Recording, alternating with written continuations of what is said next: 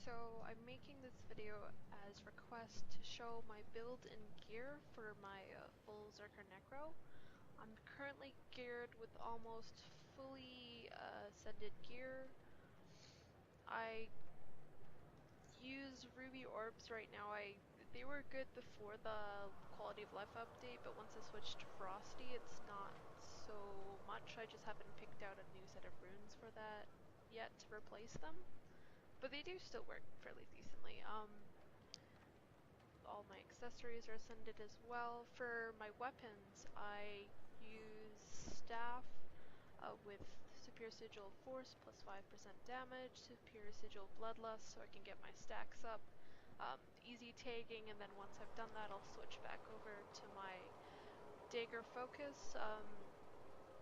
I currently run Dagger because it's been proven that it does the most amount of DPS.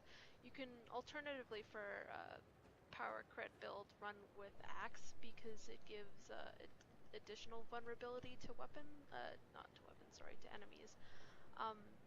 But I haven't personally tried it out yet, so I don't know if I can't say whether I like it or not, but I do see a lot of Necros run with that. For my offhand, I totally suggest going focus because the force skill gives vulnerability. It's really important to always be using that skill as much as possible. Right now I'm running a Superior Sigil of Stamina. Your endurance is refilled each time you kill foe. I still have to craft an ascended focus, but once I do, I'm switching over to the sigil that gives you back half of your endurance once you swap to that weapon. I just haven't gotten around to that yet. For my food, I tend to run, because I don't really need to run with expensive food most of the time. I'll go with Dragonfly Cupcakes. It gives magic fine plus power as well. For points where I kind of want the extra oomph, I'll switch over to Truffle Steak, which gives me plus 100 power and plus 70 precision. And for sharpening stones, I'll go with Toxic Sharpening Stones, which I craft. Gives me additional plus 100 power. For my traits, I'm 62006. The basis around my build is because I'm not a guardian or a warrior, I can't share might, I can't give a lot of boons to everyone, I have no reflect wall. Like, in a dungeon group I do hit like a truck, but I can't, right now, they don't have abilities for Necros to really keep up in giving stuff to your teammates. It's like you still hit really hard, but it's not like the best choice. Anyways, for my traits, I run Life Blast grants might, reduces recharge and focus skills, going back to that, being able to use my force skill as much as possible so I can stack on the vulnerability. And for my grandmaster, I go close to death, which increases damage. Basically, once their health is below 50%, my damage goes up by 20%, so I hit even harder. For 2, because I tend to run with, most of the time, 3 wells, I use Well of Blood because in dungeons it really helps to heal other people as well, and if you're stacking most of the time, which is really prevalent in dungeons, it's almost always useful. For my other skill, I use Wolf Suffering, which it does 4,146 damage for me per tick, and it also gives vulnerability.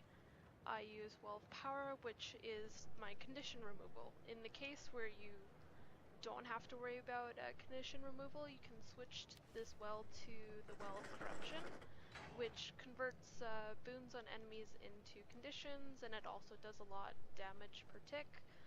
I also run Signet of Spite, which improves power. It's just extra oomph. If you find you need more survivability, Signet of Undeath you can use to res multiple teammates as long as they're in the area that you activate it. It does take some cast time, so you have to be able to make sure you're not being interrupted, but it's very useful. And the most important part that I run is 6 in Soul Reaping. I have Life Force Drain slower while in Death Shroud. Blast pierces and causes vulnerability. That's your auto attack in Death Shroud. And Death Perception. This increases your critical chance by 50% while in Death Shroud.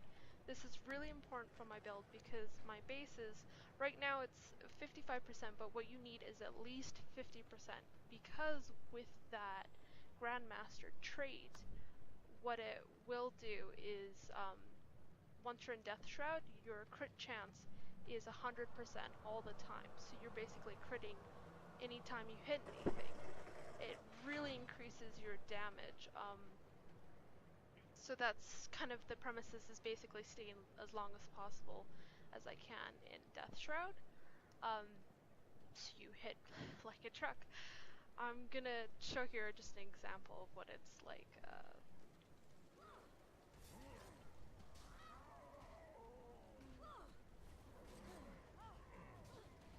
I am dead. So as you can see, you really add up vulnerability here. You're hitting pretty hard. Oh, I don't have any Death Shroud health right off the bat, so you have to work on getting it up there. But once you do, rest assured you hit very hard.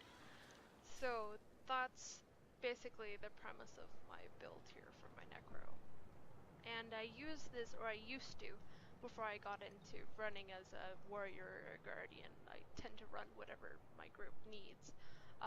For dungeons, this is what this build is for. You'll find if you run world versus world, people kind of move around too much to be placing wells unless you're doing big blob fights. As well, you'll die quickly, and people tend to try and focus down Necros, I find, in world versus world. So I have a different build. I switch to dire stats for world versus world. Um, but for PvE and dungeons, it's perfect. You kill stuff so fast, it's just crazy. So there you go, that's my build.